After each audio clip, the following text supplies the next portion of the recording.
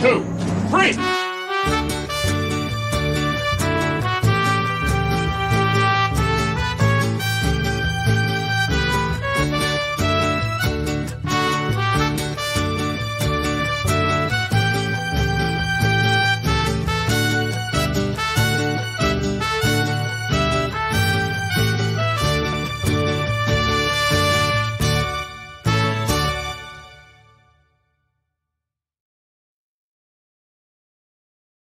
Happy birthday.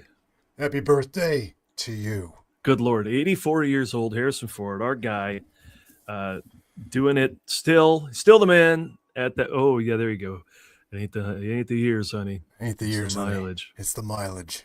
Very nice. And to think it all started out like this. There he is. Oh, 1942. Crazy. I mean, he was born 42. Who knows when that is? Probably. Yeah. 5 years later. A little bit later. In Illinois, right? Yeah. I was just editing the Fugitive episode of the Ford Fiesta, which will finally come out. And we were talking about how he's from there. And then they went back to film there, and then he went to Wisconsin, I think, for college, right? So, yes, you would know from your book. Born July 13th, 1942. In Chicago, Illinois. There you go. Whoa, I just went full on me. There we go. Tell us all about it. Yeah. Read us a story, Adam. I will. Harrison Ford was born on July 13th, 1942 in Chicago, Illinois. His parents met when they were both voice actors on the radio. Now, I'd be curious to find audio recording of Harrison Ford's parents' voice acting on the radio. Yeah. After getting married, Harrison's father became an advertising executive. His mother stopped acting to raise Harrison and his brother Terrence. You never hear much about Terrence, do you? You hear nothing about Terrence. Nothing about Terrence. Today's broadcast is brought to you by Calgon, as they sponsor every Sunday night at a radio Does his program. dad sound just like him? Yeah. Calgon, take me away. And his mom, too, because they're both voiceover actors in radio. Calgon, take me away. This is Harrison Ford's mother. Harrison Ford was a quiet child. He liked taking care of his pet rats. I remember that, yes. Remember the pet rats? And they came back in the Last Crusade to be a part of one of his movies. That's right. Not the actual rats. We like to be factually accurate here. As you can tell from our source. Not the actual rats. Sources. No, these rats stayed in Chicago, Illinois, and perhaps lived a very short life. But it is kind of funny that he was not literally, they say Harrison Ford was not actually afraid of snakes and not actually afraid of rats. But he did not have pet snakes. He had pet rats. When he was born, July 13th, 1942. Wow. He started out with 2 rats, but before long there were baby rats running through Harrison's house. Some made their way outside and scampered around the neighborhood. I love the way this children's book is written. And now they've made their way to Gino's East, probably, to the to the kitchen at Gino's East. I mean, there's got to be, when you're talking about a young Harrison Ford, there's got to be so much pressure in a children's book to end this paragraph with some made their way outside and scampered around the neighborhood. But anyway. Hello. Hey, Brennan, I've been following your health updates, and how are you doing, Brennan? I think he's on the mend, on the return. The mend? Clearly enough to show up at our show, and we appreciate you having you here, buddy. Yeah, I appreciate it. No, I was actually thinking about Brennan very recently, and hoping you're doing okay. Yeah, and wishing you a happy birthday, whatever your next birthday is. And narcolepsy threw up the medal sign, so all's well in the world. All's well in the world. Thanks for tuning in, guys. So there's our guy, right? And I didn't prepare shots throughout the eras but there's one, right? Oh, I love Someone this. did the old insert the shot into the shot. Oh, now that's clever. A trip to New York. Yeah, there's a whole photo series with Carrie Fisher and Harrison Ford in that. Oh, that's cool. Well, you know what? That's a great location thing that you don't think about. You think about locations for all the movies. Obviously, you do as well, Paul. But and we were pretty obsessed. And one of these days, we're going to do the definitive ranking of the Harrison Ford GQ photo shoots. Right? You're dying to do this. You just got to put it together, Adam. I know. All I have to do is put it together. But this could be included. I mean, it's the photo shoots of Harrison Ford. But there's the reading literacy one with the dog. There's the by the pool one. There's the Premier Magazine had numerous ones, also with dogs. Yeah, Minnie in a Field at Magic Hour. But this is a really adorable one. Is her and Harrison, obviously when they were dating. I'm obviously, wearing a hat, but I'm not a megastar. But good to know that when you become a megastar, you can still wear a hat. God, I wish I had Harrison Ford's hair. I probably would get more. Someone said I looked a little like Harrison Ford. God bless whoever the hell that was. I swear I'm not making that up. But boy, if I had that hair, I think I could really pull it off a lot more. You might be right here, William. That could be across from Radio City Music Hall, because I think a friend of mine worked at a restaurant right across one direction. Kind of looks like that might be it directly behind the two of them.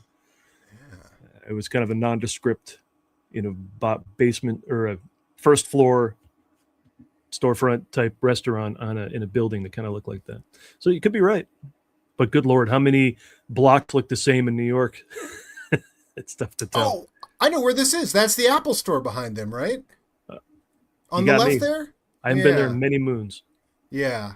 It's literally been like 7-8 years, more than that even. That's probably hair is on Ford. Well done. Very well good. done. You know what? That leads us to our first clip I want to play here. Now, some of these clips I have trouble getting to play in our StreamYard, so I'm going to try and do this with a share screen. Let's give it a go. We are but two people running this show. But you said but. Speaking of hair is on Ford, let's check this out and see what we got. Okay, you got to take the other one off. Oh, true. I'm not a cat. All right. Here we go. Oh, you know this? I know. Oh. So the new Star Wars figures for 1980 are coming out. The whole new set of the third generation of Star Wars figures. Yeah. Leia in a new gown. Lando Carlson, I guess is how you pronounce his name. I believe he's Billy D. Williams. Stormtrooper in a new outfit. Han Solo in a new outfit. One of the rebel soldiers. Luke Skywalker in some fatigues. And people are really excited about him, and so are we. So we celebrate you, hair is on Ford and Lando Calrissian. That's in the interest of fantastic. Bad names. Yeah. I couldn't hear that at all. Why can't this just work? I don't know, Paul, but but I did. Carlson. I downloaded. There was something I had here. Let me show you this because this is like directly on topic here. Share page, image file. There we go. But I had to create an account for Discord. And the top background thing, and I've used this before on Facebook, but I love the back of these. Now, how many are on this one? Like 48 figures, 40, I think? 40. Well, it's just 45 at the top there. Yeah. But man, I got to tell you, at the time when you would get a Star Wars action figure, and then you would look on the back at all the other offerings, and then just count down the days as you finally. And my big one that I could not find for so long until I went to Florida and I went to Madeira Beach or something like that, the mall at Madeira Beach. Finally, the twin pod cloud car pilot. Oh, the day I found my twin. The only one I needed to finish the collection. And I walked into the dirt mall there or whatever and was like, oh my God, there he is. It was the happiest day ever. Yeah, I've got... was this the thing you were... Whoa, hey, shit's falling down. Was this what you were trying to fill? No doubt. Absolutely. I just happen to have this lying around. Oh, nice. You haven't gotten rid of that, eh? Crack that sucker open, man. All right. Yeah, let's go full screen on me. Let's go full screen on you here. Or at least not the... That's the problem. They immediately all fall out and go... Paul... This is exactly why I hated that case. Let me show you what I have here. I'll show you what I have right here. Yeah, if you made your own, you're already doing it better. All right, what the?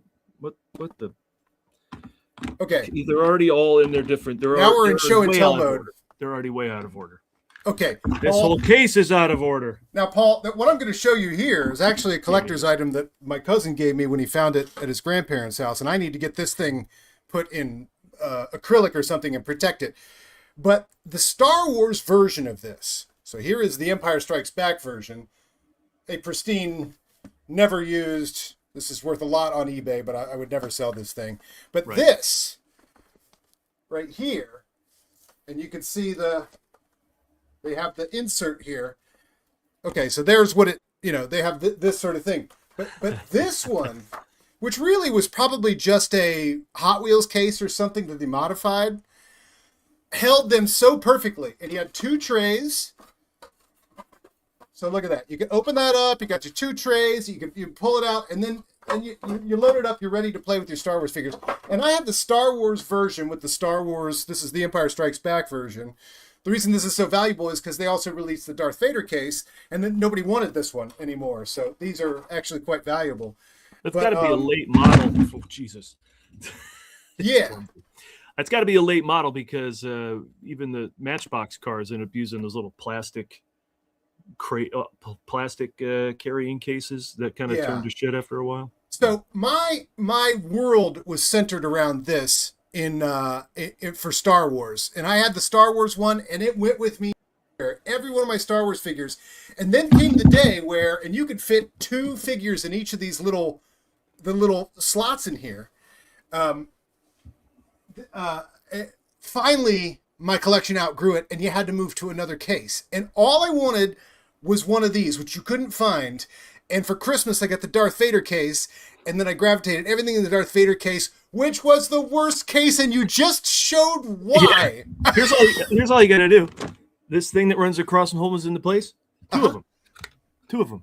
Because they bend, so you don't have to slide them straight out. You could bend them and pull them out, no problem. But yeah, right. It's crazy. No, it was the worst. And you'd open that thing. It was the worst case. The Matchbox one was so good. Anyway, thank you for showing that live on air. Adam, what movie? Stripes. Yes. Wonderful, William. Wonderful quote. No, sir, I did not catch you playing with your toys again. All right, Adam, let's see how fresh your Star Wars trivia is. This, is far removed from the Schmodown as we are. Go. Who dis? Well, okay. At the time, that was 4LOM. He was later renamed. Now, here's some Star Wars trivia. It was later renamed to Zuckuss. They originally had Zuckuss and 4LOM names switched. So I grew up with that being 4LOM. That is actually Zuckuss now. I guess I don't have... No, vice versa. Wait, so who dis? That's 4LOM now. That used to be Zuckuss. They kind of got the same face, so that's the deal, or? Yeah, but it makes sense. The droid-like one is 4LOM, but oh, okay, so this is 4LOM. Now be Zuckuss in 1980. In 1980, that was Zuckuss. See how good I am at this? Who's this? Well, that's Harrison Ford, I'm afraid. Easy peasy. That's what these other guys get all confused. That's Han Solo, but not enough life on this life on this planet to fill a space cruiser. Now you just see. Now, in order to close this, I'm just putting these guys back anywhere because otherwise it won't shut. And this guy is way too fat. You can't even put him in the thing. I know. Gamorrean guard. Why he doesn't fit? Who eventually, is Zuckuss and 4LOM on here? You know what? If I put him on the other side where the face is... it must have been the next wave after this. Dengar's on here. Pain in the ass. All right, who's this?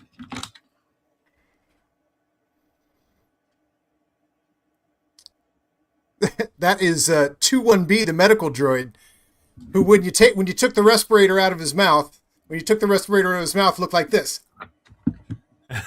Yeah, right. Yeah, I think I have the before and after here on that. So there you go. Yeah, and when something would happen, you'd pull that thing out, and he would go. Who dis? Weequay. What from the later renamed, I believe. Jabba's barge sequence, right? Not renamed as an action figure, but yeah, that guy's. I mean, you ask Alex Damon. We had to memorize the names of all those guys in Jabba's barge. Oh, I can imagine. And I loved that. I loved learning the names of like the guy that shoots Luke's hand on Jabba's barge. It was so fun. That guy eventually got a name, you know? My favorite piece of trivia was because when the Star Wars trivia started, what was a 5-point question quickly became a 1-point question. Dude. There you go, baby. To be wearing this. What I remember early on, and people like, if you knew the name of the Rancor Keeper, which was Malakili, and I knew that like walking into the studio, the skull. Oh yeah, absolutely. And do you want to know what the name of that skull was? This one I still remember. I may be able to tell you just because we did a whole bit about it, or even though it wasn't on your team, I helped you shoot a video, didn't I? Or no, for John Hoey, yeah. Yeah, for Hoey. It was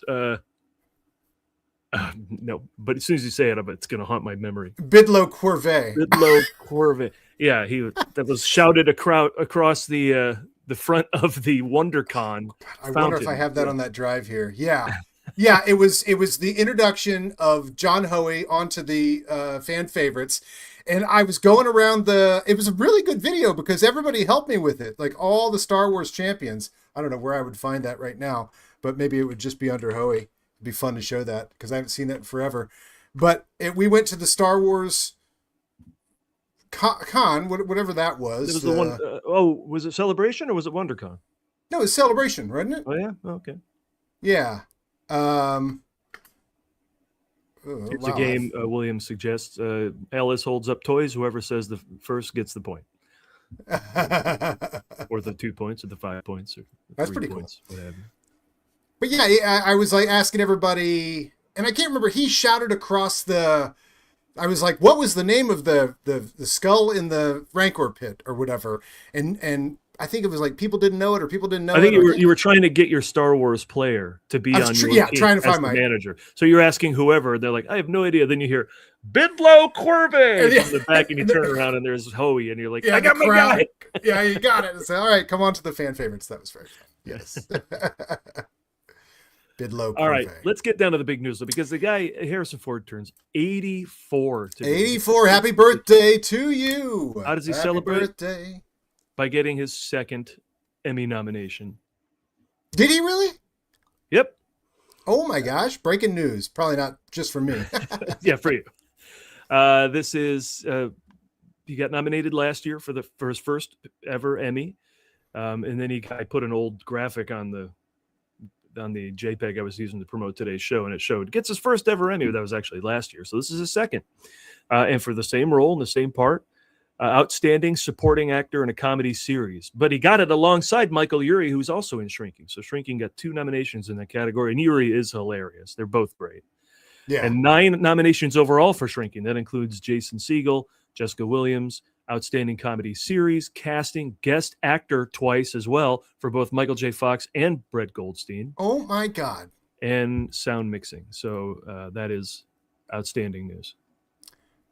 Would you call this the second or third act or fourth act of Harrison Ford's career? Like, what a great new act that we just never knew when we started this show what heights he would reach in the course of it. Yeah, the SAG Award, but bad news, they did give an announcement for who's going to receive honorary Oscars. And Glenn Close will get one, which is great because she's been nominated so many times. He could never win. It's either Meryl or somebody getting in the way. Yeah. It was the Susan Lucci? Susan Lucci of the Oscars. Absolutely. And Ridley Scott will get one because how many movies has he made? He made one that won Best Picture, but he couldn't win the director. So they'll both get honorary Oscars. But I bet he doesn't show up because he's too busy shooting a movie. Exactly. Right. Well, he's got a new one coming out next month, The Dog Stars. So, yeah. So with that, though, of course, Ford doesn't get one. So that's a bummer. But I mean, the SAG Lifetime Achievement, he's already got the Cecil B. DeMille. Is that the one in? Yeah. Was that the Golden Globe one? I think he's got that. And I don't think he has one for the Academies yet. So, now, of course, that I say it out loud, I'm like, does he? Because I'd be stupid if I was yammering on and didn't On a show I was called wrong the about that. Ford Fiesta. Yeah, right. Not where you want to be wrong. Accept no substitutes, people. This is the Except Ford no Fiesta. substitutes. Let me look it up. And if you're just tuning in for the first time to the Ford Fiesta, this is our laconic Monday streaming show where we just talk about Ford. Sometimes we get on here and we record content that's going to be in our finished episodes, one per movie he's done as we go through his whole IMDb. And I have an announcement about that later today as well. But let's see. But then sometimes life takes over and we just don't have time to finish those shows. But we still, Paul and I will get together outside of the show and just talk about Harrison Ford. And so that's why we still do the show streaming, because sometimes there's a lot of Ford news. Today is Harrison Ford's birthday, but you know, we're pretty obsessed with Harrison Ford, and you know, today is no exception. But this is a very laconic show. We're just like, hey, have you heard this about Harrison Ford, Paul? Hey, Adam, have you heard this about Harrison Ford? No, I haven't. Come to the Harrison Hang. Yeah. Yeah. Glenn Close should have won for Damages. True, most likely. I never saw that show, but I mean that would be an Emmy perhaps, or a Golden Globe. I don't know if does she have either of those. I mean, I don't know. We'll have to find out. We'll have to do the Close Encounters, the Glenn Close series of podcasts. We'll do that at some point. Yeah, this is what now Ridley can get nominated for his movies. He's going to get an honorary one the same night he can win one. I loved that about Spielberg. Spielberg couldn't win to save his life. Jaws, Raiders of the Lost Ark, Close Encounters. Then The Color Purple came and went, and it was nominated 16 times. He didn't. I mean, did he get nominated? He may not have even got nominated, and then it won nothing. So it's like he always called it commercial. What's the word? I always forget. Why do I always forget it? But they basically said you're being punished for your movies being commercial, so you don't get nominations for Oscars. So they gave him an honorary one. And then since then, he won twice for director and once for producer as well for Schindler's List. So I love when that happens. When they, he's never going to win, so we'll give you this one. Then they win twice. Screw you, Academy. As much as I love you. Boy, those lines for a pop director are so blurred. I mean, does the guy from Backrooms not deserve an Oscar now because it made so much money? Or is it like their artistic achievement and everybody universally recognizes that and probably will at the Oscars time, or Backrooms, or, I don't know. Those lines are kind of blurred now, but anyway. Yeah, it took Steven making the greatest movie of all time for them to give him one. Right. Kind of Raiders of the Lost Ark, I would argue, is the greatest movie. Yeah. But the point is they're very stubborn. Yes. Yeah, but so will this be his year for the shrinking Harrison Ford? It's tough. I mean, I think he's got a little better shot than Michael Urie because he has a little more of the dramatic stuff to do in that comedic show, so he's both funny and dramatic. But who's in his category is Nick Offerman from Margot's Got Money Troubles. Now, this is another one where I watched Margot's Got Money Troubles. It's pretty funny, but there's so much drama in it, much like The Bear. So these the movies that are funny, getting in the dramatic, and mostly dramatic, getting in the funny category, it's weird. But that's the studio. Studios always pitched FX, has always pitched The Bear for comedy. So that's where they nominated. And then it beats out real comedies like Only Murders in the Building or Hacks or something like that. So Nick Offerman is outstanding in Margot's Got Money Troubles. Literally the best thing you'll ever see him do. And it's even better than The Last of Us. And so I don't know. I think that's your race, if you ask me. The other guys are funny, but of course, so much is asked of Offerman and Ford. But Offerman's best moments are wildly dramatic. He's a former drug addict coming back to getting his daughter's life after she becomes pregnant with real no father in the picture. But it's funny. So, yeah. Oh, good point. Steven's made the greatest movie ever 18 times. True. This is a very good point. Yeah. I only have to see 1941. Then I will be a Steven Spielberg film completist. That's the only one you have left. Yeah, and I'm kind of waiting for it to be on the big screen somewhere. At this point, yeah.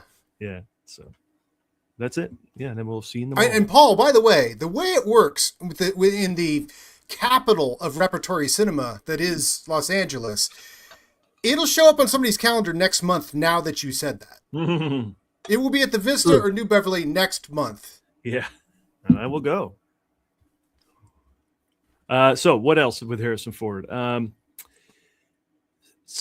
I've got a headline. Well, because I got one. All right, go ahead. Okay. Now, I thought you might need time to prepare yours, but this is just a funny, dumb thing. I was coming home from the Wes Anderson concert on Saturday night, and out of the corner of my eye, I was like, Harrison Ford? And what it was that this has been a recently redone little area in Hollywood, and this is the, do I have this in the right place to bring it up? Yeah. The Highland Liquor and Wine. And I don't know if you could catch him from there, but I'm going to keep zooming in. Is that across from the gas station that's next to the big hotel? Yeah, exactly. Okay. And zooming in closer, they've got all these stars photos.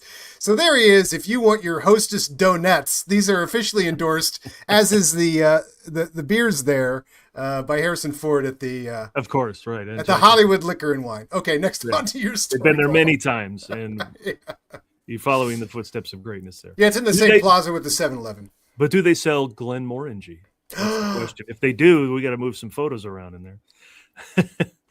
I was going to point out, while Harrison Ford is getting an Emmy nomination, young Harrison Ford, otherwise known as Alden Ehrenreich, won his friend first of the show. Tony. He did? Yeah. So it's in the water now. If you play Han Solo, the awards are in your future. Look at him. He's still very Han Solo in that. Look at him. I know, right? I mean, he's wearing a Max Fisher suit from Rushmore, but... he was nominated and won for Best Featured Actor in a Play for a play called Becky Shaw, which apparently is a dark comedy. And this is his Broadway debut, and then he won the Tony. Come on. That's amazing. Here's the fun part, Adam. He shouted out the Huron Substation Theater, where we went when we saw his film Shadow Brother Sunday. Hell yeah. Remember, fun fact about his theater. Now, first of all, it's a very cool concept. He took an old trolley station from this is so back hip. in the day, and made it a theater or an art space in general. You could film movies there. You could do art gallery. I mean, it's everybody's dream if they made some money to I'm going to go buy a theater that I can run at a loss, basically, to support the arts, Yeah, and he said, then he does a huge LA Times article that says, I'm going to bring theater back to LA. And of course, everyone in LA is like, it's already here, man. What are you doing? You didn't go anywhere. You're bringing it back or whatever. It's like, why don't you just let the guy bring focus to LA theater without having to, prove your own worth for being around here as long as you have. We get it. I believe but a guy on the national stage saying LA theater is alive and well is great. And so also fun fact, this of course is Dom's garage in the Fast and the Furious. Now this is the Paul Preston of it all. Wherever you go. Here's the doors in the back there where we had the little party before the screening. That would be the entrance to the garage. So cool. And there's us. I dressed up for it, as you can see. I thought I was just going to another one of those things where I just thought I was going to a movie. Then it turns out to be like a big premiere with all the stars. Everybody's dressed up. Yeah. I don't know how dressed up they were, but I didn't. Well, there's Ehrenreich. He was pretty casual. But I don't know that I would have worn a T-shirt, my New England Patriots T-shirt. But he talked about the movie ahead of time, and it was a fine film. So anyway, we're fans, and well done on getting your Tony, bud. That was cool. And it's time to reiterate one of my favorite celebrity interactions where we cornered him, and I don't know what we had all our topics prepared, like we rattled off the things we wanted to talk to him about the movie, and we mentioned some things about the movie that he was like impressed with our analysis. He's like, yeah, like I'm glad you guys dug that. Like I can't remember, there's a time shift or something we mentioned that was like the storytelling takes like a jog to the left, a jog to the right, and he was like, oh yeah, let's say something like that. And but you and I were like the way we are here. It was like, I said something, you said something, I said something, and he was just sort of, I could catch was like a little entertained by us. And then and he goes, oh, well, I'm glad you enjoyed the movie. And I go, oh yeah, we're the movie guys. And he goes, of course you are. And they walked away, and he was taking the trash out. Of course you are. Yeah. Of course. But he had a very funny, devilish smile. And he, of course you are. As he was taking the trash out. What a regular guy. Like, I got to take the trash out from my theater. Doing regular guy shit. That's cool. Regular guy shit. Young Harrison Ford. And Adam, one thing you would like to know about Harrison Ford's birthday is what always happens. Page 6 chimed in. Hey! Yeah, I want some pancakes. So did Yahoo News. And what did they say? Yahoo says Harrison Ford's ripped physique at 83 has fans doing a double take ahead of milestone birthday. Look at that, man. I mean, he's got some arms going there for 83. He does. And he threw that shirt on, and then he went for a bike ride. God, I got to see him out on the street. I'm bike riding all the damn time, and I never see him. Page 6 catches him bike riding constantly. Okay, so where and they're do in we New have York? Huh? It's always Santa Monica, it seems. Oh, Santa Monica. Yeah. But he's and page 6. There's got to be an algorithm, Paul, to figure out when he rides his bike, and we just go to Santa Monica and sit there all day. And yeah. But look at those forearms. Good Lord. Yeah, he's still got it. Yeah. And so they said, I mean, he has the same build as Temple of Doom. Harrison Ford, 83, shows off ripped physique while biking in L.A. So there you go. Thanks, guys, for the that must have been before the nomination for Shrinking, because page 6 usually ties that into like a latest headline or whatever, like on verge of nomination. Right. Shows off ripped physique before a bike ride on verge of nomination. After a failed attempt to get Kamala elected, Harrison Ford cuts a lean line in his white shirt while come on, stop it. But anyway, so that's what's going on with. Fuck yeah, I want some pancakes. That's what Dopey News has to say about Harrison Ford. Stupid fucking internet. Well timed. Thank you. I've had this lying around too. I just figured I'll share it. Come on. That's vintage look Ford. At that. Oh, that's him on the set of E.T.? Yeah. Oh my gosh. Wow. We're with Melissa Matheson, the writer of E.T. Yeah. Rest in peace. Did we see somewhere on like one of these prop things where they had the, like, you look at Melissa Matheson's waist, she's got her ID badge for like to get through security for E.T. or whatever. I showed that on here. Yeah, we already went over that. When Harrison where his eyes are closed. Yeah. Yeah. His ID badge, his eyes are closed. Yeah, now he looks high as hell. Yeah. Now, Spielberg's hat there. Are we looking at a Raiders hat? What are we looking at? A NASA hat? It looks like a Mickey Mouse, like a Walt Disney World hat. I know it does. I'm obsessed with Spielberg's hats. Yeah. I mean, one of these days, you and I are getting the Raiders mock-up hat with the big patch on it.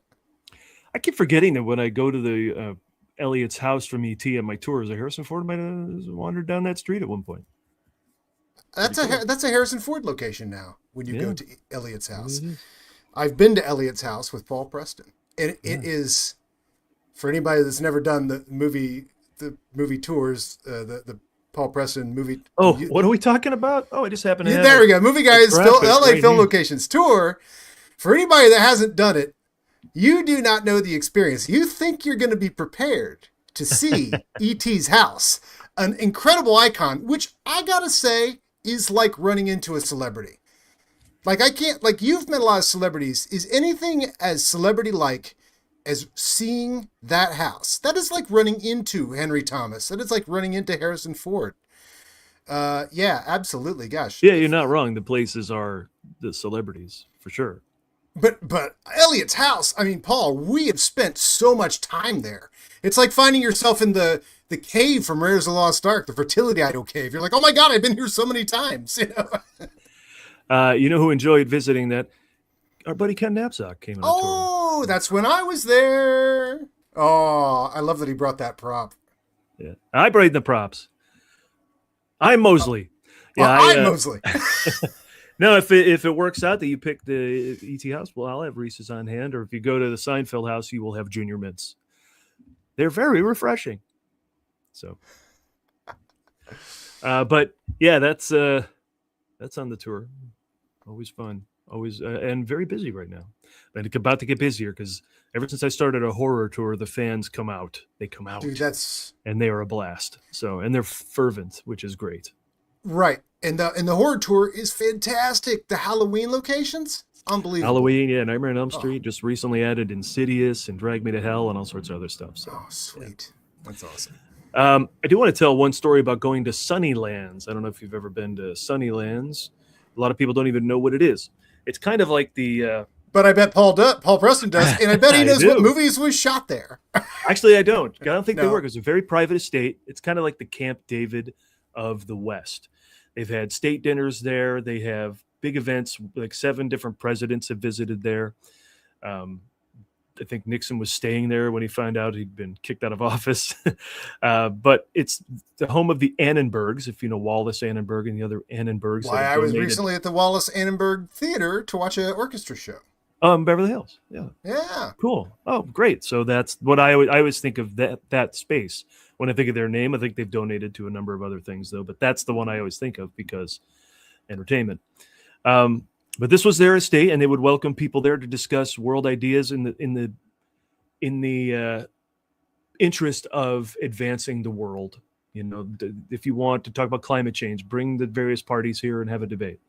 There's Obama invited President Xi there from China, and they talked out a bunch of stuff. So, and the grounds are gorgeous. The golf course is beautiful. There's a bunch of sculptures and things there from various places around the world. The house is mid-century modern. Can't take any pictures inside it, but there's a Van Gogh in there and a Picasso, and it's just an amazing thing. It was on my the Cal 101 book list that I got for Susan a while back. The 101 best experiences to do in LA, written by a guy from the LA Times. So that was one of the last 10 we had to do. We recently wrapped up that book and we moved on to another one. So we did all the 101 things. You two make me feel so lazy. But Sunnylands, crossed that off. And while we were there, we toured their kitchen. And whose photo was there? Ben Ford, Harrison Ford's son. And you can see the resemblance there a little bit. A little bit, yeah. But they needed a celebrity chef to do one of their big events there. So they brought out Ben Ford, and I thought that was really, because I just was like, of course it's Ben Ford. Of course it's not, you know, whoever else would be a big chef, Nancy Silverton or whoever. It's Ben Ford because I was showing up, and then they made sure Joshua Hamill photo I saw. Yeah, so that's like you said, that's the photo Mark they put out there because they knew I was coming. Oh, yeah. Yeah. Arthur Hamill. Right. They all have celebrity chef kids. I just can't believe I lived in town for like 10 plus years while Ford's filling station was in Culver City and I never went. So I don't blame you for going like thinking I'm lazy. I was lazy for a long time living here. And I thought Karen and I did a lot of crap together, but who knew there was so much more to be done. And now I feel like I'm doing that even twice as much. So, yeah, I found out when he died, Black Belt Jones. Do you know who's Black Belt Jones? I'm forgetting the name. From Blaxploitation, yes. Yeah, what's his name? The actor? It's not Roundtree, is it? No, why am I blanking on his name? I got the movie right here. But anyway, but for the first 10 years I lived here, I could have taken. You talking about Rudy Ray Moore? No, hold on. Because I know you got a story where he lived around or shot around the corner. No, I did. Well, no, and I met him at the New Beverly, which is amazing. Jim Kelly. Oh, right. Jim Kelly, as I pull this off my shelf here. But just happen to have it there. Just happen to have it sitting around. Just happen to have these sitting around. Yeah, just we got props. We got props, folks. We got things. We got nerdy crap laying all over the place here. Yeah. We got action figures. We got Boba Fett's. We got all your action figures. I got a Paul Rhodes book if you. Hey, that's a cool gift. Must be a cool person gave you that. Yeah, very cool. But anyway, Jim Kelly died, and then in his obituary was that he had taught tennis lessons for like the first 10 years I lived here. And I was like, I'm not that interested in tennis, but knowing I could go take a tennis lesson from Jim Kelly, I'm like, I absolutely would have done that. Anyway. Yeah. The guy who was in Force 5, if you remember that, low rent actioner. But most notably, he played the main villain in the Kentucky Fried movie within the movie Fistful of Yen, I think it's Fistful called, of right? Yen? Yeah. Master Bong Soo-han taught Hapkido here. And I went down and watched him teach a class once just because you could go sort of audit. And that was really cool. And then later I got into Hapkido and it's like, well, why didn't I get into Hapkido then and be taught by Master Bongs? Maybe it was too expensive. I don't know. Too far away. It wasn't Santa Monica, so it wasn't close. Yeah. But that was pretty cool to see. So I didn't miss out on Jim that Kelly one. might have been an expensive, maybe taking tennis lessons from Black Belt Jones might have been expensive. I don't know. But. Yeah. Or the Ambassador Hotel, where they filmed The Graduate. But all these places, it was around. I could kick myself. I don't know if we could get in the time I've lived here, but I know because I think they closed it down like 5 years after I moved here. Yeah, I mean they tore it down. But that is the lobby and entrance from The Graduate. Are you here for an affair, sir? Yes. Would you like me to take your bag, sir? No, just a toothbrush. And then they filmed The Mask out front there when in that club, and then they filmed Catch Me If You Can, and I think That Thing You Do. It's tons of movies filmed there, and never got to even put eyes on it. And of course, the Coconut Grove, I think it was called, was the lounge there. That everybody performed there, from Lena Horne, to I think Tommy Dorsey Band, Bing Crosby, the classics. So I had a ton of history, and I never got to lay eyes on it, which is a shame. So yeah, sometimes maybe I'm making up for lost time when I go around and see stuff now that you're not missing out on make that sure stuff, no. 10 years from now I'm not going, well, why didn't I? Although the Ambassador Hotel is gone, but I cannot suggest enough the restaurant across the street from it that is in the hotel. What is that called? The HMS Bounty? HMS Bounty, yeah. Which, I mean, I think we went, because I lived in that neighborhood, and we went to the HMS Bounty for like 5 straight years. You, me, Bart. Like, we were constantly at the HMS Bounty. But anyway, that is still there. It is not a movie location, although it has to be, probably. Probably, but, yeah. But anyway, highly suggested the HMS Bounty in Koreatown, right across from where the lobby from The Graduate used to be. And also Bobby Kennedy got killed there. Yeah, but they do call it they built a school there and call it the Robert Kennedy Schools. So, it's got a longer name, the community schools or something like that. So, and the square right there is also named after him as well. So there's a school there. At least it's not a nothing. If it were just a big empty, that's worse. Like just up the street from there is Bullock's Wilshire, which was an old department store where Walt Disney and John Wayne used to buy the old Art Deco 5-story, the way they used to make departments and clothing stores back in the day, instead of just boring glass and concrete. But instead of tearing it down, they turned it into a law school. So I'm always a fan of when the buildings are something different's going on at the building, and if it's a big shell of a nothing, that's always makes me sad. Yeah, like the places downtown. They used to be great movie theaters, and now they're a jewelry store, or worse, a church. So that's not good. Yeah. All right, speaking of church, we need to talk about something bad news that's been going on here. First of all, we got to say goodbye to some people. Now, just today, of course, is the horrible today news. Was a bummer. Yesterday was great. But today was a bummer. yeah. Yesterday was great. I'll tell you a true story before we get into Sam Neill. It was really funny. After the Wes Anderson show, which we covered at some point here, the Wes Anderson show, although how it's connected to Harrison Ford, I don't know. Although you said Gene Hackman is the connection there. But anyway. Yeah. I probably more if I keep thinking about it. But Paul, at the best bar in Hollywood, and I've never been a big bar hound, but I have become one for the Powerhouse, which has returned to prominence in Hollywood. So, and of course, just walking down Highland, it's right there. I go and I pop in. It's a bar with a VHS collection and TV VCRs, and Goonies is on, and my seat is open, which is the one right next to the TV at the end of the bar. I now have a Norm seat. Like I come in, they say, "Hey, Norm," and I sit in my seat and I watch whatever's on VHS from their collection. Hey, how you doing there, Mr. Peterson? And so I'm sitting there, and there's a guy next to me that's closer to the TV, and we're there for 20, 30 minutes, not talking to each other. I'm writing in my journal. I'm watching the Goonies. I'm just enjoying the atmosphere, drinking my pickle beer, which is my new favorite thing, and that's their thing there too. And I see the guy next to me looks at his phone, and he looks up to me and he goes, "Lindsey Graham died." And I immediately held my hand up and he high-fived me. A complete stranger. Anyway, that's a really rude thing to do about a dead person. Rest in peace. What were you going to say, though, Paul? I was going to say he's a total piece of shit. So I don't know. I'm not going to turn kind of things betrayed around the human here. race. A warmongering, suck ass. What a terrible person. Absolutely. You know who wasn't a terrible person, though? Sam Neill, the great Sam Neill. How does he tie into Harrison Ford? There's a ton of articles today about how Harrison Ford turned down Jurassic Park in order to make room for Sam Neill. So there's a little bit of a tie in there. But then, of course, once he gets to Jurassic Park, and even the films he made before then, he put together a hell of a career. So the rest in peace. And he just beat cancer, I believe, then died. I think his latest test was cancer-free, and then something caught up. I didn't even know he had cancer. Yeah. Yeah, it was some kind of blood cancer, I think. Well, he got to be in one last Jurassic Park movie before he died. I think that's the only movie he's done in the last... He's kind of retired, except for that movie. Except for when they backed up a truck full of cash to his house. Yeah. Well, I mean, how long ago was he still Thor in Love and Thunder? or was that just Ragnarok where he plays? Sorry, not Thor. Odin, where he plays Odin in the play. Oh, in the play. Right. That's right. Is that him? That's him. Yeah. Oh, that's with Damon and Liam Hemsworth. Matt Damon. God, yeah. Marvel really knows how to poke fun at themselves, and I like how people who poke fun at Marvel think that Marvel has no sense of humor about that. But you're like, they just made fun of themselves for an entire Deadpool and Wolverine movie. Like, I don't know if you're going to beat them with your tweet. You are not. Yeah.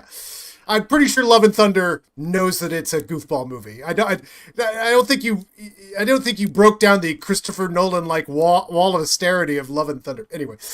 But I also want to shout out, what's the movie he made with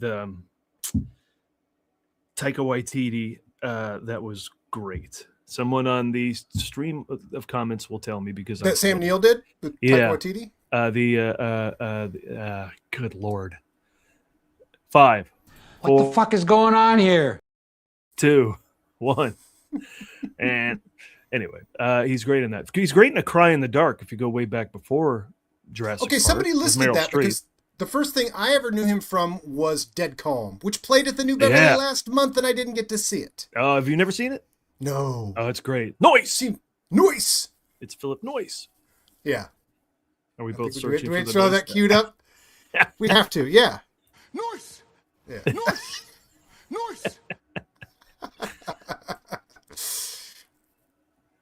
What is the name of that movie? Oh, and no one's helping me in the comments. All right, well, so be it. We're walking, and we're stopping. And that was Chief of Staff. What a thrill for you. Oh, what a thrill for you. And we're walking. The hunt for the... Not only has he forgotten Hunt for the Wilder... here it is. Hunt for the Wilder People. Hunt for the Wilder People. Wilder That's right. That's a Taika Waititi one. It came to me right there. He's great in that. So he's... I mean...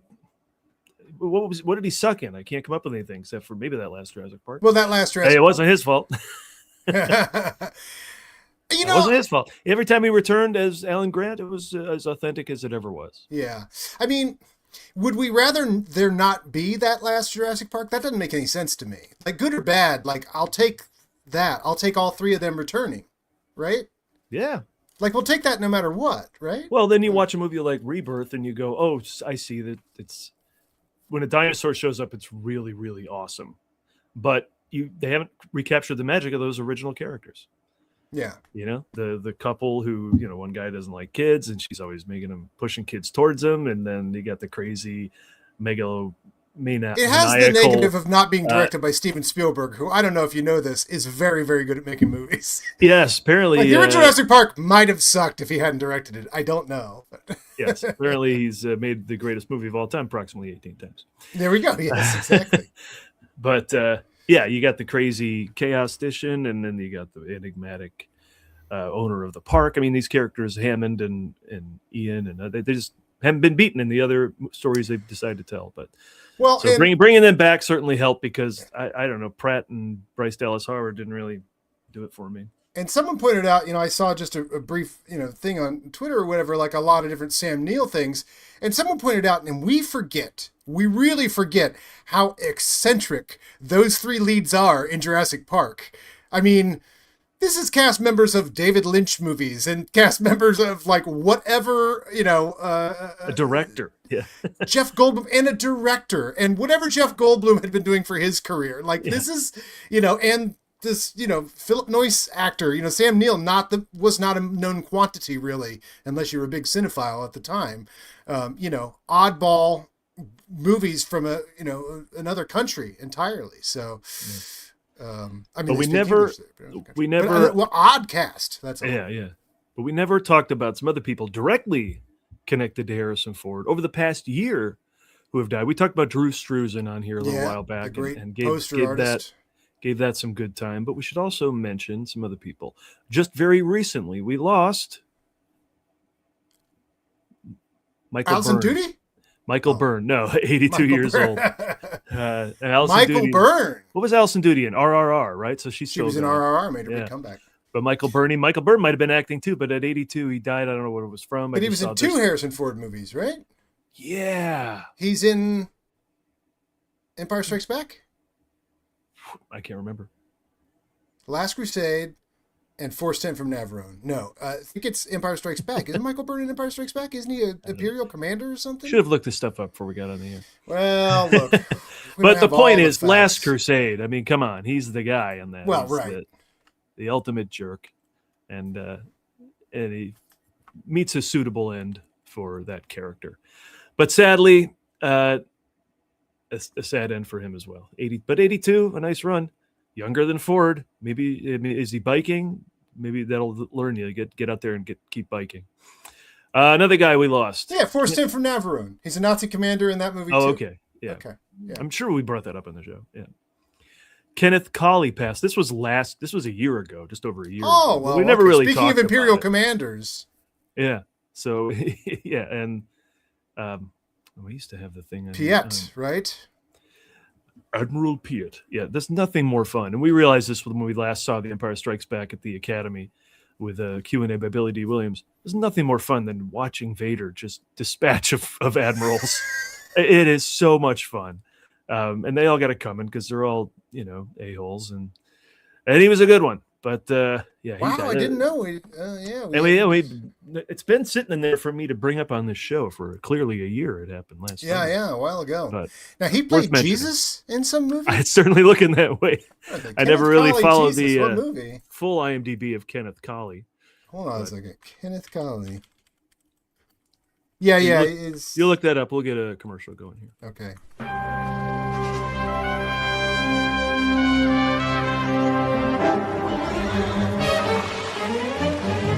You okay, miss? I'm fine, thanks. My horse.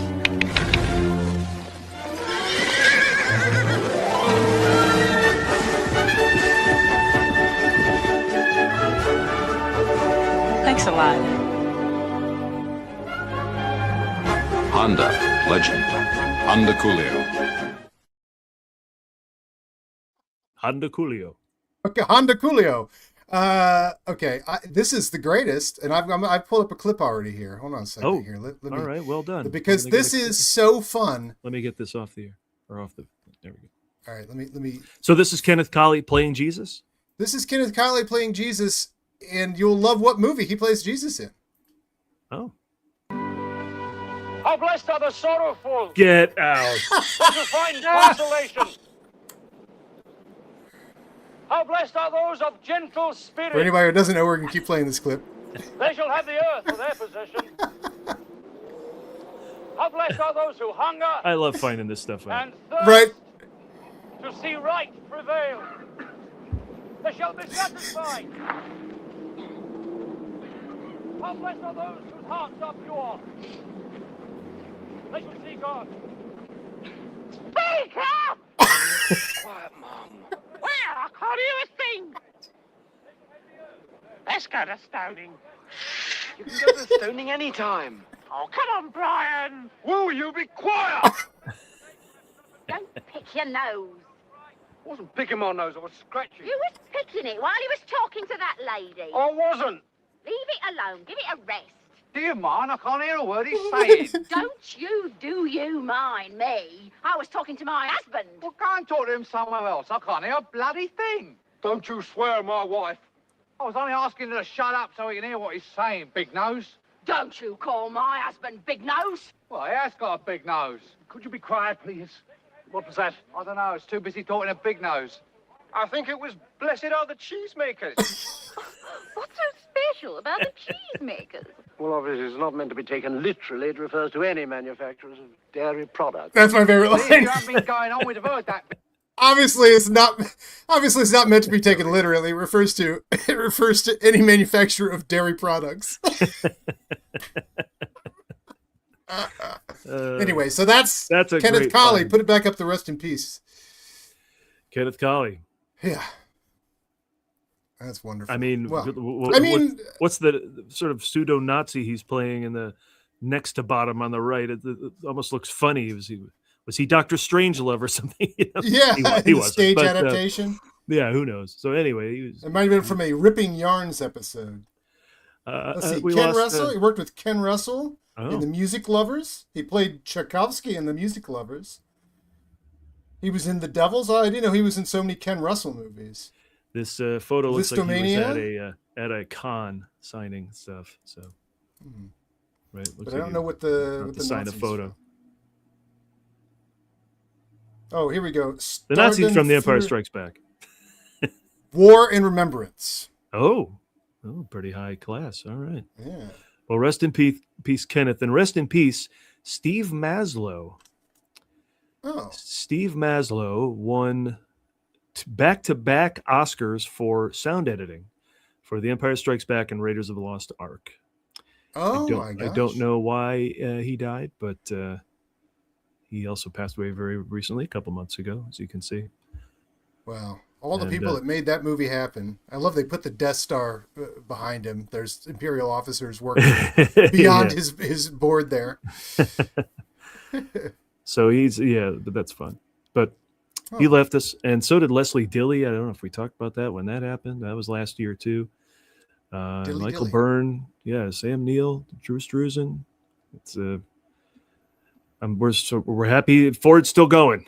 So there he is, still going. Well, shit, you say, any of these people that died that were younger than Harrison Ford, that's a real scary. It's a real pisser. Yeah. Well, not only is Ford still around, but you remember he became a Disney legend. I finally got the glimpse, his Legends plaque. Oh, where's this at? On the Disney lot. Oh.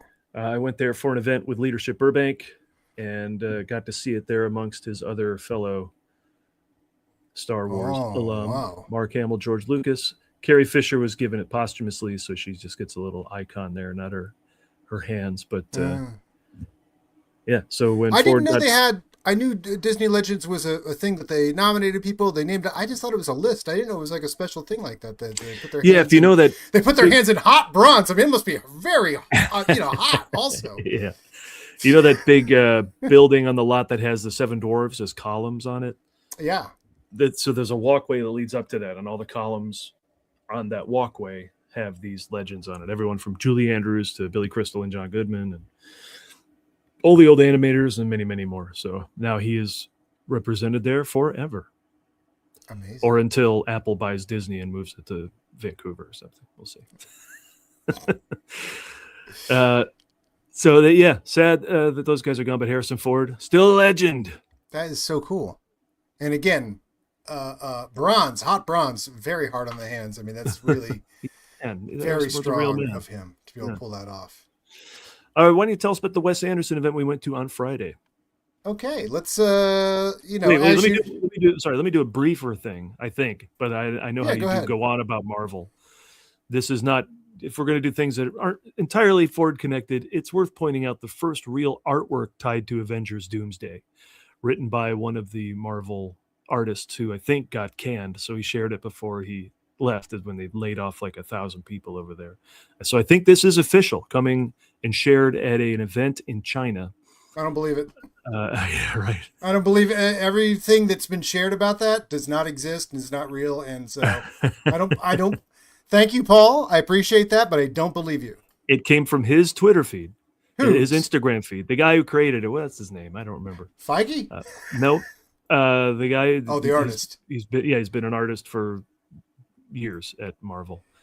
And so there you got Cap 2, Falcon, Ant-Man, Thor, Yelena, Winter Soldier.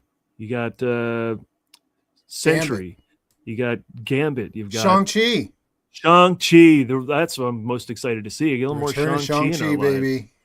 What else did I say? Who else is over there? Ghost? Is that Ghost and the John Baraku? What's his name from M'Baku and Shuri. And of course Magneto and Professor X and Beast and Cyclops. Jeez. And who's the girl? Who's the guy that is the fake Captain America? What's his name? John. Oh, John Carter. No, John. That's exactly what I was going to say, but that's John Carter of Earth. I don't know. Yeah, him. John Walker. Wyatt Russell. John Walker. And of course, you got the Thing, because he's a horrible thing. You've got the Invisible Girl, because she turns invisible. You've got the guy that gets a lot of fire, as they call him, the Human Torch. They call him the Human Torch. You got the guy who bends all over the place. So they call him Mr. Fantastic. Yeah, I'm going to call him Mr. Fantastic. And Dr. Doom. So that's... No Iron Man, huh? believe this is right. I think it's Andy Park, who has drawn for Marvel for many years. Okay. All right. Shared this.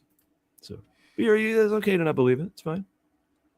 Hey, you understand why I don't. Oh, of course, because there's no reason to believe anything until you're sitting in the theater. Yeah. Whoa. Hey! Oh, here we are. Okay, so on to Friday's event. Now, let's see if I can do this full screen here. If I hit F, do I hit full screen? Oh, well, we'll just see my photos on the side there. Anyway, all right, so Wes Anderson in concert. This is what a Cymbalon looks like. Let me just start off by saying these are in no particular order here. Oh, actually, I guess I can now see which ones are along the side. Okay, we'll start off with this one. But yeah, the music of Wes Anderson, I was lucky enough to get to be a itsy bitsy teeny weeny itty bitty tiny itty bitty tiny itsy bitsy part of the show, to the point where I actually got to go to rehearsal, which is really fun, so that they could weigh in on how little video they wanted in the show. Now let me ask you, if I may, because we went Friday. This show also happened on Saturday and Sunday, and they've changed the show since we saw it. Wisely, they made Bill Murray the host, because boy, when he was on stage on Friday, it livened the whole thing up. And they needed more of him, and someone got that idea and changed it. Did they add more or less of your clips? Less. Or fewer, if any fewer grammar Nazis are out there. I mean, the thing was, like, this was the most complex show anybody who's involved had ever seen at the Bowl. I mean, there was an entire loot section. Like, the show was as eccentric as the music is eccentric as Wes Anderson's movies are, you know? Yeah. It was a perfect representation of Wes Anderson's movies through music. And I do understand the idea of, like, no, if you want to see the movies, go see the movies. This is just the music, and it represents it, you know, just as well. But they did want to put some clips in there, and some clips were in there. But you also, you know, I saw a clip. I mean, the thing is, you also don't want to not see Jackson Browne on the screen. That was the, you know, one of the clips that was originally in there was These Days, the Nico song. And there's a very famous shot, which obviously they wanted it first, but then once you see Jackson Browne up there, you're like, I'm sorry, you can go rent the movie, but we want to put Jackson Browne on screen. And I understand. He's only there for 2 songs. Yeah. Yeah, I know. It's like, yeah, we want to see Jackson. But this is representative of just how many instruments were involved. This is an instrument from the French, you know, it's in the French Dispatch and a couple other movies and stuff. And this is basically like a hammered dulcimer. It's a struck instrument. And I thought this was so cool. I asked the guy if I could take a photo of it backstage, and he let me. But there was a whole lute section. There was 2 different choirs. There was a children's choir and an adult choir. There was a sitar, you know, for Darjeeling Limited. There were 2 songs with the sitar. And what you say is they had to haul all this stuff out. They had to, you know, Devo was there for to play a song from Life Aquatic, and then Devo's whole stuff had to be taken off stage, and they had to bring a whole grand piano out. You know, I mean, it's like, so for the Saturday show, like, Bill Murray showed up a lot more to do a lot more fun improvisation and really carry the energy. I mean, everything was adorable. True. I mean, these are little Wes Anderson-y boxes of Wes Anderson-y stuff that was stuffed in a very Wes Anderson-y car. But here's not just stuff. I mean, it's also Wes Anderson-y to say that they were bonbons. Yeah, right? Boxes of bonbons. So I had better seats on Saturday night. I think you can tell, Paul. Yeah. But this is so I got to sit a little closer, which was great, so that I could get better shots of things like Bill Murray and Bill Murray at the Bowl. And now I have video clips. There's Wes reading a something, and this one. I mean, well, I guess both shows ended with everybody doing "Ooh La La." That was Friday night too, right? Is that the "I Wish I Knew What I Knew Now"? Yeah. Is that the name of that song?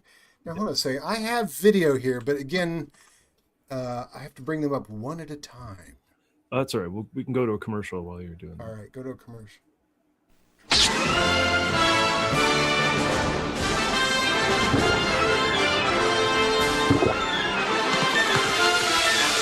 Drink lager beer. Disney. And a Karen Lager beer to you. I forgot about that. That's amazing. All right, let's see. Oh, and it won't open MP4s. Here, let me just see if I can share screen with the Windows here. Yeah, okay, here we go. So let's see.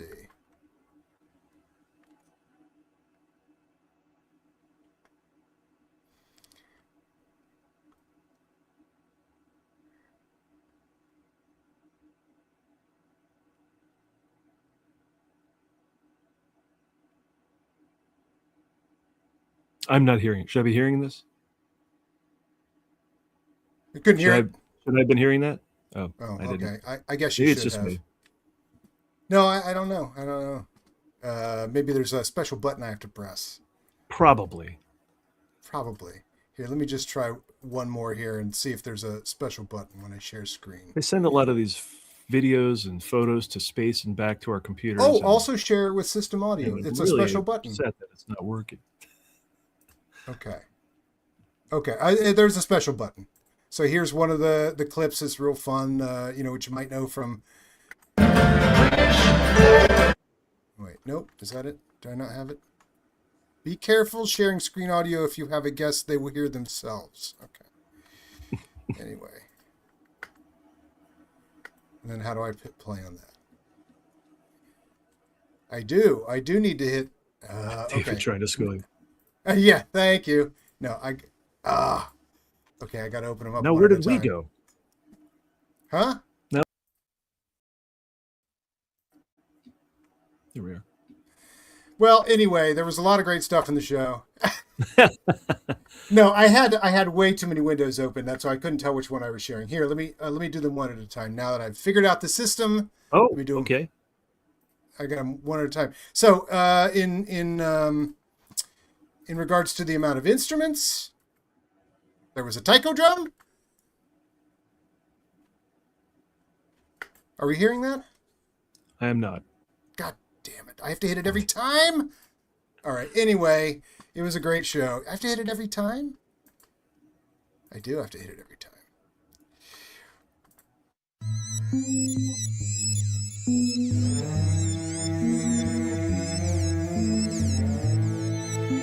I didn't know the truth was mine.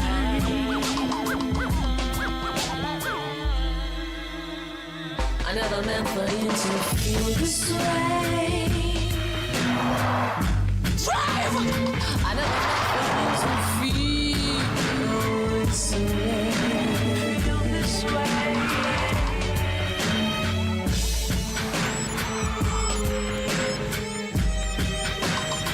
Can't touch you from fiction.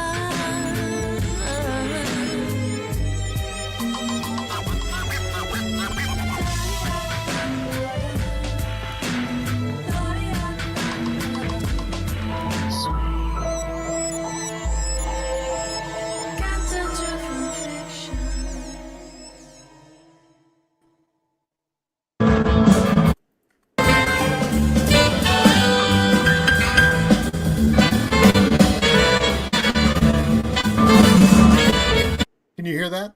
Yes. Okay, so this is Saturday night. You were not there, but Jeff Goldblum came with his little jazz group, and they played this little piece from Rushmore. I don't know if you remember it, but it's at one of the receptions after one of his plays.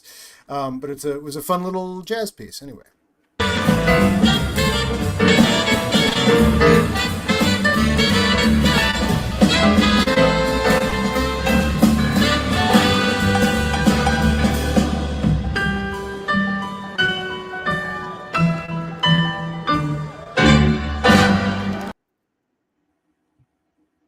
Cool. Anyway, it was fun seeing. He loves that stuff, man. I mean, was he not there the night before because he was out doing a concert? Man, no, I don't know why he wasn't there on Friday, but it wouldn't surprise me though. It wouldn't surprise me. I think he has a regular weekly concert you can go see. Speaking of Sam Neill and Jurassic Park on topic, you can go see him any week. I think play with his jazz band. It's like a Woody Allen could never make it to the Oscars because it always took place on the night he was with his jazz band. I don't know. I like to think it's something like that, All right, let's look at anything else to show us from that. Here, yes. One last Devo clip, which is fun. Sure. Let's just go with Devo and share audio. See, I'm getting better at this.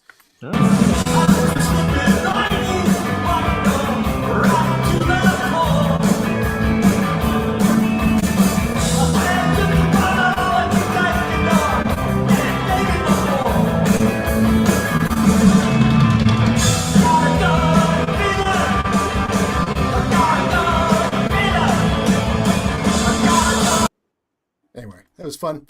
Devo playing a song from Life Aquatic.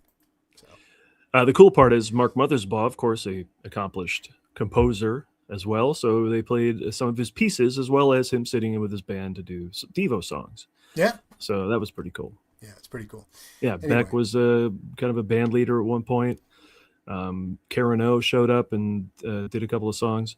And just seeing Jackson Browne, that was my highlight. And he sounded as great as ever. And, we were joking about it's the fact that he never raised his voice so he can still have one in his 70s. Right now, Axl Rose's voice, done. David Lee Roth's voice is done. If you say it like this in the 80s, you can't do it now.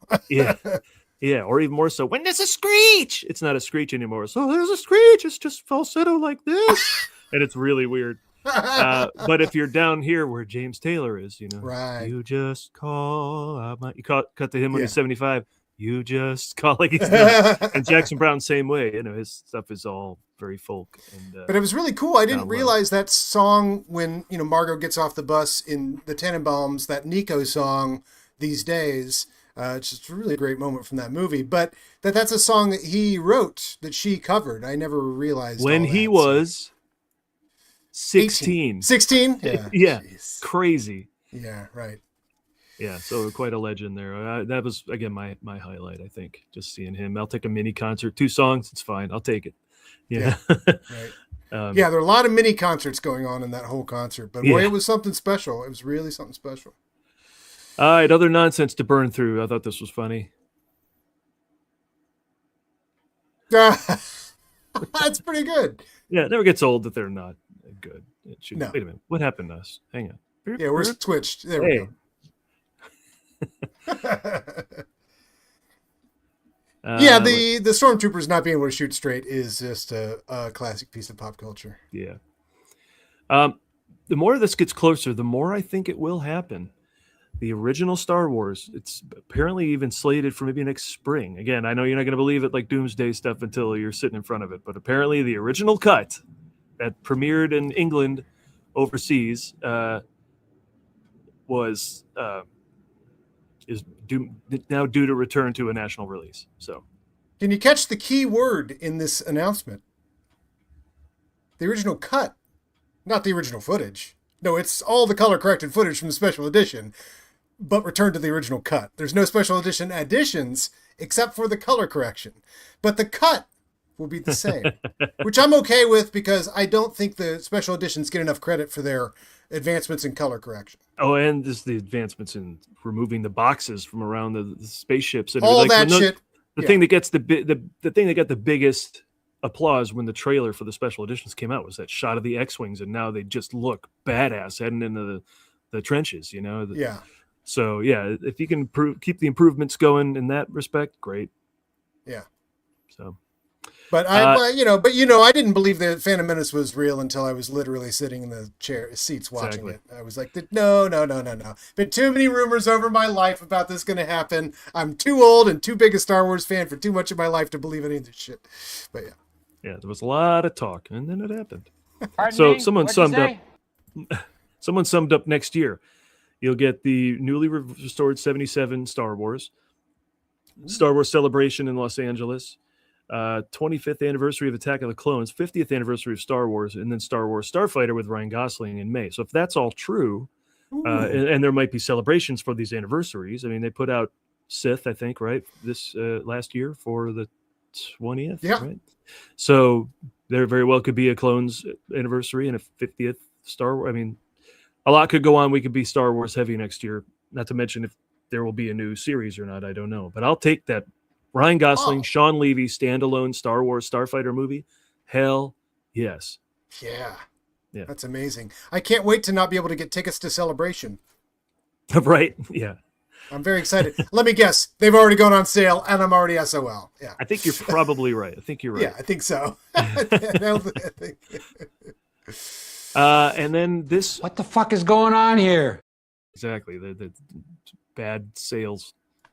This is something I didn't get to play last time. We talked about Ford being on Sesame Street, and I never saw this clip until after we talked about it. It's the best clip of the whole thing. We saw like the friendship bench where the whole cast of Shrinking comes out and they make friends with the people of Sesame Street and they sit on this big bench. But then I unearthed this gem, which is right on point for everybody involved. Oh my gosh, there you are. I'm so happy to see you. Oh, wow. Sorry, I thought you were a friend of mine. Mm. I mean, you like really remind me of him. Yeah, I doubt that. Hey, who's this? Hi. Ah. Yeah.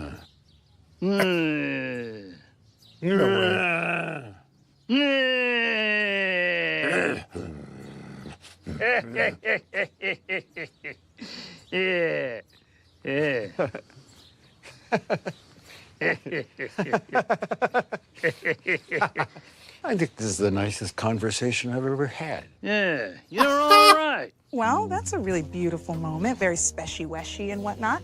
I'm really happy that I could be a part of it. Should we all hug? Scram! Really? Oh my gosh. Well, I'm so glad you two found each other. Oh. Do you think we hurt her feelings? I hope so.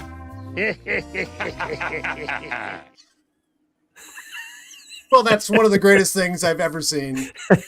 That's one of the greatest things I've ever seen. The two Grouches meeting, cementing Harrison Ford as the Grouch with Oscar the Grouch. Harrison Ford on Sesame Street. That is one of the greatest clips of all time. And it has evolved to where it's perfect for both characters. It is now such pop culture lore that Harrison Ford is a Grouch, that he can be with Oscar the Grouch and everybody gets the joke. Even 5-year-olds get the joke. And it's cool how Sean Penn's a grump, but he's no fun. Harrison Ford somehow is a grump and really fun. This is a very good point. It doesn't take away from Sean Penn as a brilliant actor. Clearly just won another Oscar. But, he's a grump and not fun. And vice versa with our guy. I don't know when I became such a company man, but I'm like, if you don't show up for the Oscars, then you're not the best actor. I know I shouldn't think that way, but this year too, I was like, God, you keep giving this guy Oscars. He didn't show up. Like, I don't know, give him to somebody else. Aren't we here to have fun tonight too? Like, what the fuck is that? Yeah, you say his name 3 times, right? Penn, Sean Penn. Nope, he's not here. I'll pick another one. Pick another one. Who was second most in the voting? Yeah. I hear David saying that Ahsoka is coming out next year as well. Ooh. So we'll get season 2 of that. Season 2? Tickets went on sale. I thought they did. There was that's right. When I was saying that, I was. And there was controversy. I don't know what the controversy was, except no one can buy them. I think I remember that Molly Damon didn't get tickets. Like, who gets tickets to these things if Molly and Alex Damon don't get tickets? I went in 2015 on a press pass, easy peasy, and I saw the trailer for Force Awakens with a big crowd, and it was one of the great Star Wars moments ever. Yeah. And now they don't have the press passes, it seems, or the professional badges of any kind. So I miss when Star Wars was comparatively unpopular. When the first movie came out and nobody liked it as much as they like Star Wars now. All right. I think that's it, right? Have you got anything else you got to share? I do have one last thing, Paul, and this is going to be an ongoing segment because I found the weirdest Harrison Ford AI slop. And this is just going to tell me it. Does it rhyme with pup? No. Pup? Okay, go ahead. Okay, so Paul, let me tell you, because a month ago we were looking for Harrison Ford clips because we were doing like kind of a wrap up on the awards shows. We had done a show in a while, and so I just did a search for Harrison Ford, and I came across this video, and then I went to this account, and there are 70 of these videos. Oh. Now I'm going to play the first one for you. I'm definitely not in its entirety, but This is so weird. Turns out you can crap out garbage rather quickly. Oh, yeah. Okay, so... Then you can say, I'm a creator. Right. All right, so here we go with the beginning of the Harrison Ford AI slop, part 1. Do you have audio? Some men leave behind the spotlight, yes. but never their sense of right and wrong. Harrison Ford hadn't raised his voice in years. He didn't need to. In the quiet town of Aspen Ridge, justice came in boots, not badges. And one Saturday morning, when a biker's steel toe met the wrong dog, silence ended. Before we dive in, tell us where you're watching from. All right, I'm just going to skip through here. I mean, good Mr. Lord. Ford volunteered there. Not as a teacher, he never liked titles. I don't know where these just stories as are coming someone who from. knew how things worked. This morning, he carried an old propeller blade across his shoulder, Did he? freshly balanced and cleaned. Did he? He handed it to Joshua, a 12-year-old who dreamed of building planes out of scrap baskets. The rhythm was gentle, Now, predictable. These are the kind of rhythm you didn't clearly want to just interrupt. AI-generated Buck lay under the ash stories tree like he that always they did, made just Harrison off the Ford the corner center of of. Maine and Alder. And then His front paws crossed, tail thumping images leisurely in the AI dirt. images. He was old, Yeah. and everyone just offered I a hate that slow voice wag of so the much. greeting. So much. This is almost as weird as this guy. For some reason, this guy has to tell me about every medical advancement, and I do not know why it is this voice. But this voice, here are 4 things you can do to rub on your head to grow your hair. Why is it this guy? This guy is always... And then there's, this guy too. That was his way, but Tank didn't see a gesture. He saw a challenge. He narrowed his eyes, tilted apart, but his voice didn't match the stance. Okay, so here, and let's just... here's what I want to do is... fun thing is when you go... How all of these start. Hold on one second. Let me just see if I can share this part of the screen, because this is the fun part right here. Is just running through all of them and how they were all clearly generated in the same way. Now let's see if I can share this window. Oh, I can. Okay. All right. Now let's see what comes up on screen. Okay. Yeah. Okay. So here they all are. Now, will it do this? Some weapons aren't drawn with anger. Some people don't make noise when they... Wait. Now listen to how they all begin. You can tell they're all generated here. It's not bringing up the video, but that's okay. Just listen to these. Some weapons aren't drawn with anger. Some people don't make noise when they change your life. Some people don't wear uniforms. Some battles aren't fought with fists. In exactly 46 seconds, Donald Trump pointed across the hearing room at Harrison Ford and ordered him to be removed from Congress. Some all right, I'll put that one up on the begin screen. with a headline, they begin with silence. She had fought her whole life to be respected in boardrooms. Some legends don't roar. Some men retire from flying. Some legends don't walk with spotlights. Some legends don't wear medals. Some legends don't wear medals. Some legacies aren't carried in medals. Some ghosts don't haunt you. They wait for you to return. Some legacies aren't worn. They're carried in silence. Some humiliations don't leave bruises. They carve themselves into memory. Some heroes don't wear medals. Some legends don't vanish. Some silences don't echo. Some people don't disappear. They just grow quieter. Some legends don't announce themselves. Some lights don't flicker. They dim quiet. Some promises don't fade. They wait in the quiet. Okay, here, let's watch the Trump one, which is just so friggin' weird. Okay, let me get rid of this, remove that, and by the time the show is over, I'll really... Some guys have all the luck. All right, and so...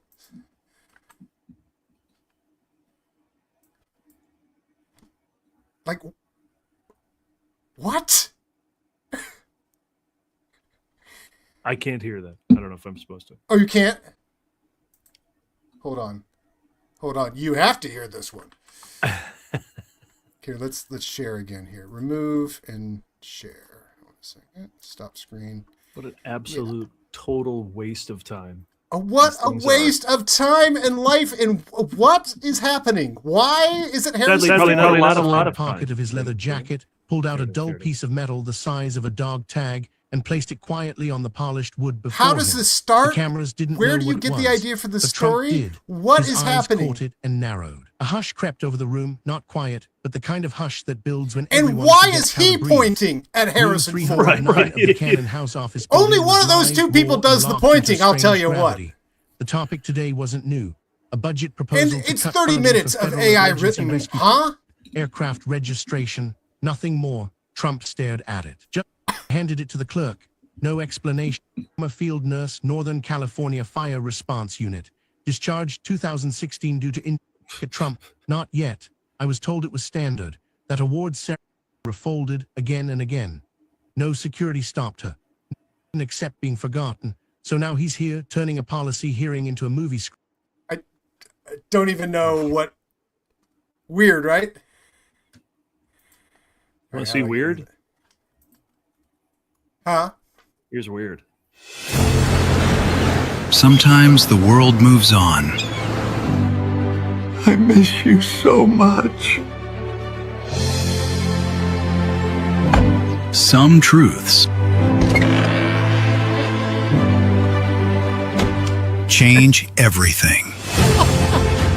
In a world that's forgotten them, two strangers will discover they need each other.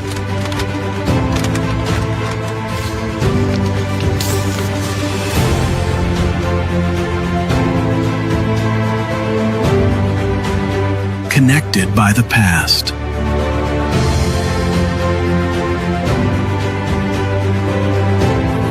They'll embark on one final adventure. But some dreams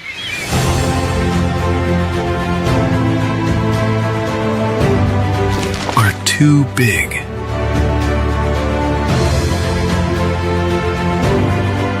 To give up on.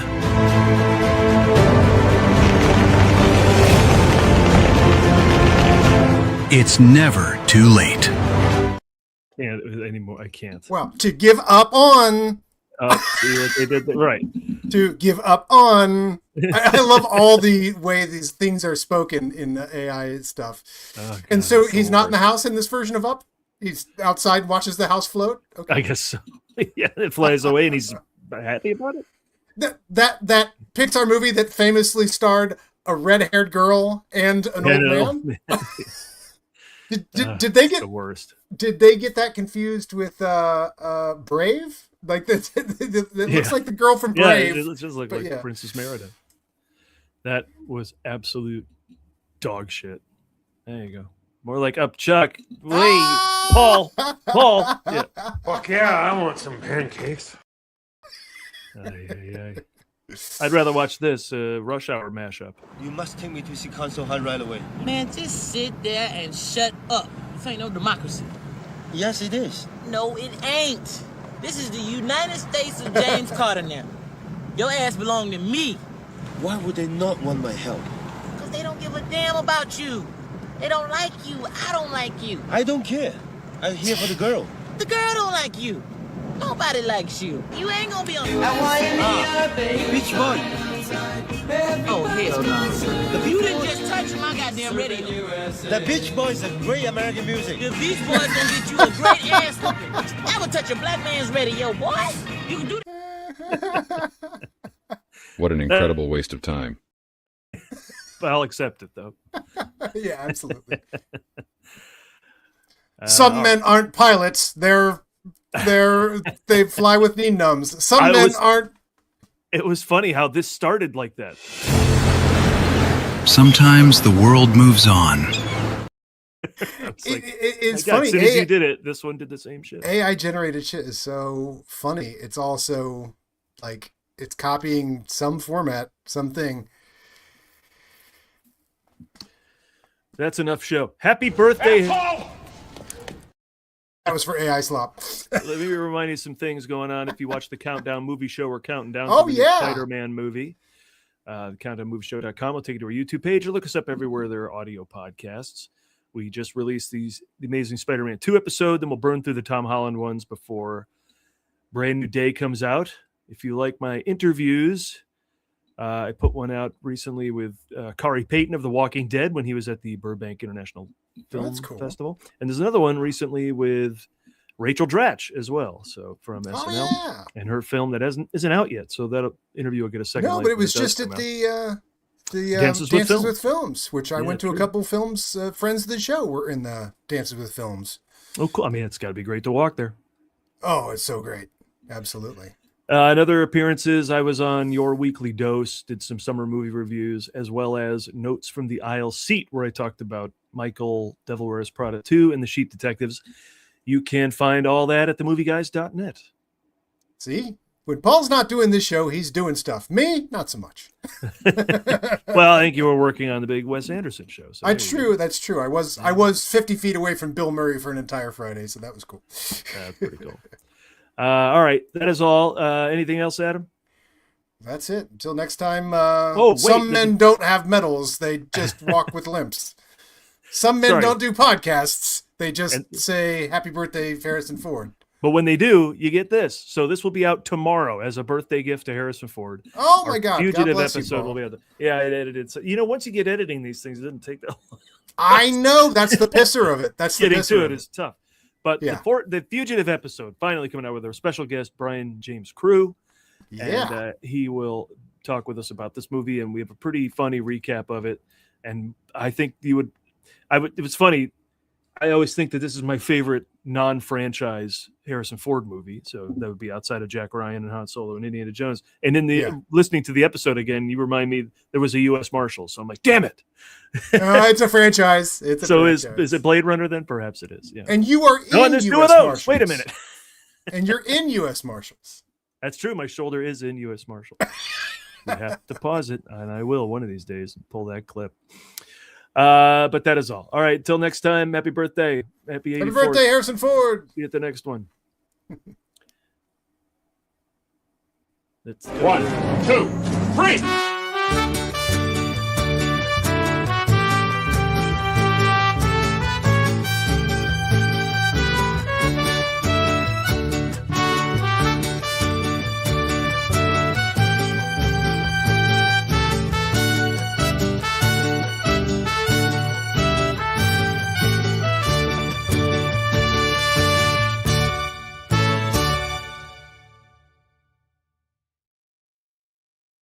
You guys are the best. The very, very best at what you do and how you do it and how you make people feel is just fucking amazing. I love this place. I love working with you guys. I hope we can all get back here and do it again. Yeah, buddy. I'm not talking to you.